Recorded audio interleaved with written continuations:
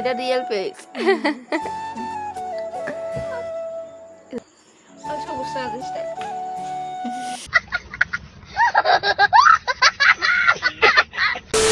তো hello guys, welcome back to my channel it's Antara official. আশা করি তোমরা সব ভালো আছো, আমি অনেক ভালো আছি। তো আজকে সকাল থেকে হইতেছে বৃষ্টি, তো মারে করলাম যে খিচুড়ি রান্না করানোর লাগে।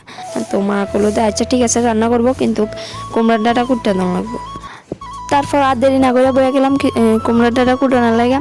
কার কাছে কেমন লাগে জানি না, কিন্তু আমার কাছে খিচুড়ি তো অন্য তরকারির থেকে কুমড়ার ডাঁটা বেশি ভালো লাগে।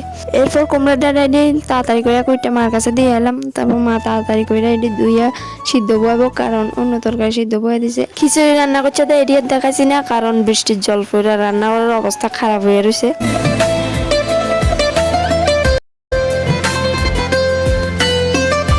এরপর হালকা হালকা বৃষ্টি হইতে আছে দেখে একটু বৃষ্টিতে ভিজলাম। আর কার কার বৃষ্টিতে ভিজতে ভালো লাগে জানায়ও। আর এটা হচ্ছে আমরা বাড়ির ছোট পুকুর বলতে আমরা বাড়িতে ঘরের কাজ হইতেছিল, এই লেগে এটা বানাইছে। তো এখন বৃষ্টি থেমে গেছে, তো এখন যাবো স্নান করতাম। তো স্নান টান করে আয়া আবার তোমরা লোকে দেখা হইতেছে। তো গাছ এখন স্নান করে আইলাম। তো স্নান করে আয়া দেখি মা আমার লাগে খিচুড়ি বাইরে ঠান্ডা হইবার লাগে রাইখা দিছে। তো খিচুড়িটি দেখতে তো স্বাদ হয়েছে লাগে, খাইয়া দেখি কেমন হয়েছে।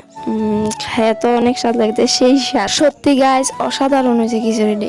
যাই হোক, এরপর সন্ধ্যার সময় ঘরে একটা আনারস আসছিল দেখে মা এটা কাটতেছে, আর রান্না করে এত দুমায় পুরো চোখের জল বেড়ে গেছে। আর এদিকে আমি বাইরের পরে কইতে আসি যে কিছুদিন পরে তো বিয়ে, তো বিয়েতে এইভাবে কান্না করতো।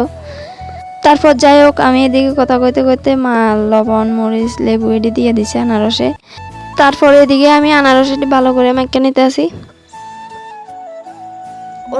দিনে আর আমরা খাই রাত্রে।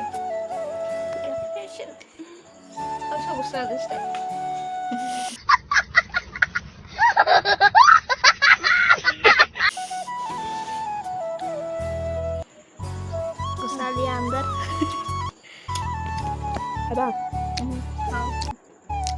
কি কালা কালা লাগে? Real face.